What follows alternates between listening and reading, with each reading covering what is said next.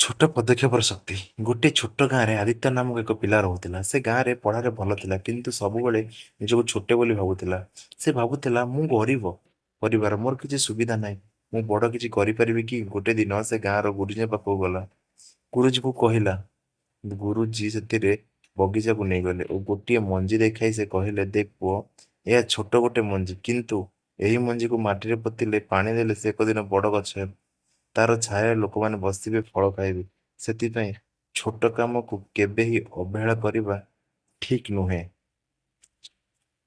ଏହି କଥା ଆଦିତ୍ୟଙ୍କ ହୃଦୟରେ ରହିଗଲା। ସେ ଭାବିଲେ ମୁଁ ବଡ଼ କାମ ନ କରିପାରେ କିନ୍ତୁ ପ୍ରତିଦିନ ଛୋଟ ଛୋଟ ପଦକ୍ଷେପ। ତାପରେ ସେ ପ୍ରତିଦିନ ଅଳ୍ପ ସମୟ ପଢ଼ିବାକୁ ଆରମ୍ଭ କଲା। ସମସ୍ତେ ହସିଲେ, ତୁମେ ଆଇଏଏସ୍ ଆଇପିଏସ୍ ହେବ, ଏ ସମ୍ଭବ କି? କିନ୍ତୁ ଆଦିତ୍ୟ ହାର ମାନିଲା ନାହିଁ।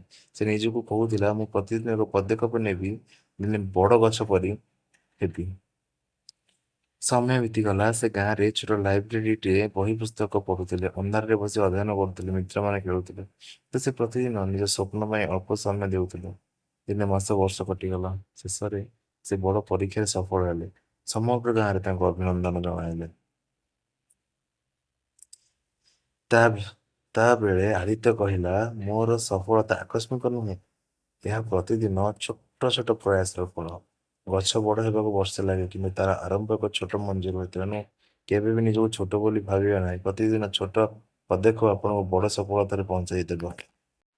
ମୁଁ ଯୋଉ ଆପଣ କାହାଣୀଟି କହିଲି କାରଣ ମୁଁ କଣ ଶିଖିଲେ ଯେ ଛୋଟ ଛୋଟ ପଦକ୍ଷେପ ଆମକୁ ସଫଳତାରେ ପହଞ୍ଚାଇଥାଏ। ଯଦି ଏ କାହାଣୀଟି ଆପଣଙ୍କୁ ଭଲ ଲାଗିଥାଏ ତେବେ ଲାଇକ୍ କରିବେ, ସେୟାର କରିବେ, ସବସ୍କ୍ରାଇବ କରିବେ ଆଉ କମେଣ୍ଟ ମଧ୍ୟରେ ଜଣେଇବାକୁ ଜମା ବି ଭୁଲିବେନି। ଜୟ ଜଗନ୍ନାଥ।